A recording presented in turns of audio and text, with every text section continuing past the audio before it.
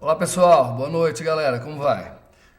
Espero que você tenha tido paz, tranquilidade no teu coração, porque a prova de história estava fácil, tranquilona.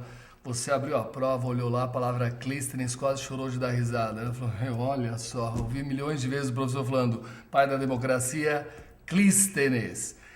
Muito fácil essa, as mulheres não participavam da democracia em Atenas, tranquilona.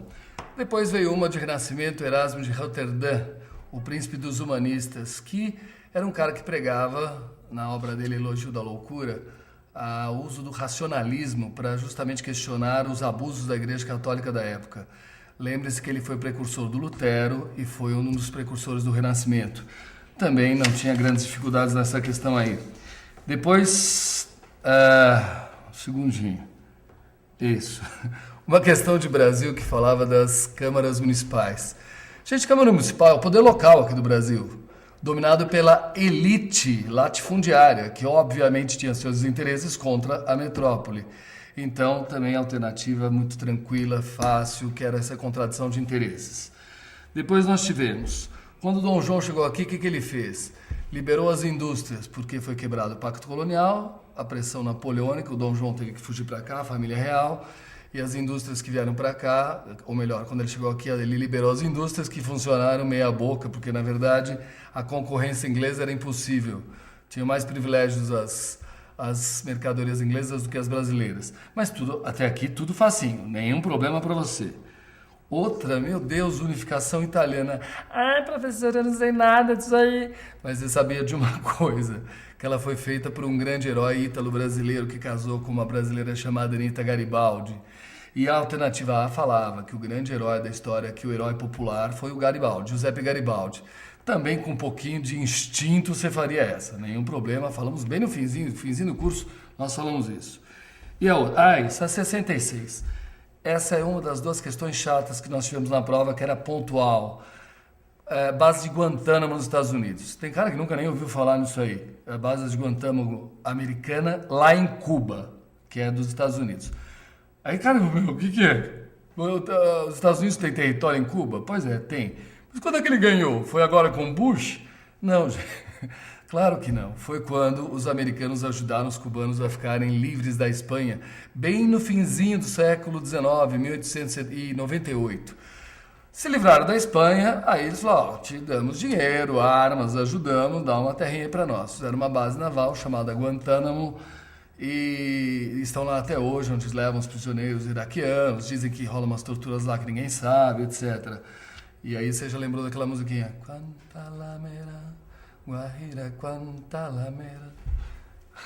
Vambora, chega de falar besteira. Aqui, ó. Outra.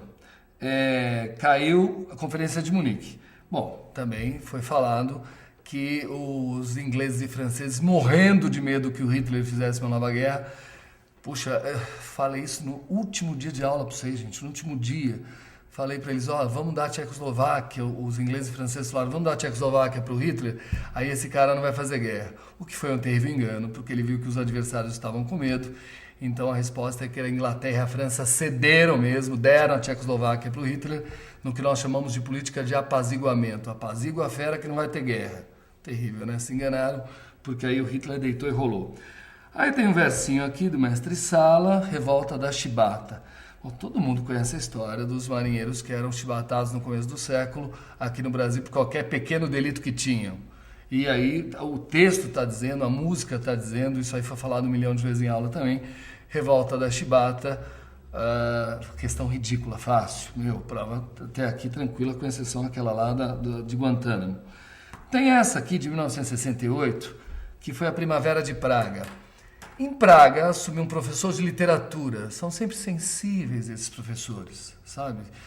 E esse professor de literatura chamado Alexander Dubček quis fazer uma abertura cultural, econômica, ideológica, em todos os sentidos na Tchecoslováquia.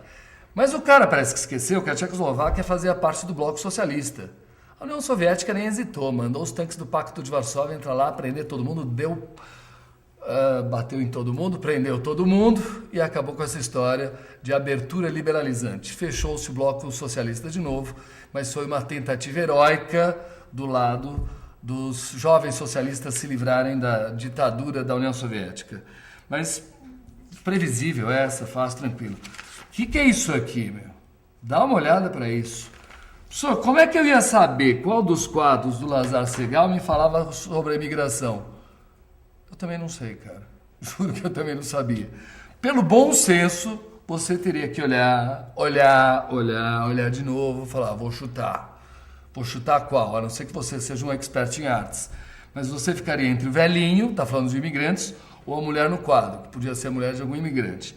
Entre uma e outra, vou ficar com o velhinho, porque imigrante quando chegou aqui se deu tão mal, as outras são muito abstratas, muito absurdas. Aí tinha que ser, ou conhece arte, ou chutava. Porque essa foi a pior da prova, a mais encardida, acho que nem consta no programa do segundo grau. Sei lá como é que foi isso aí.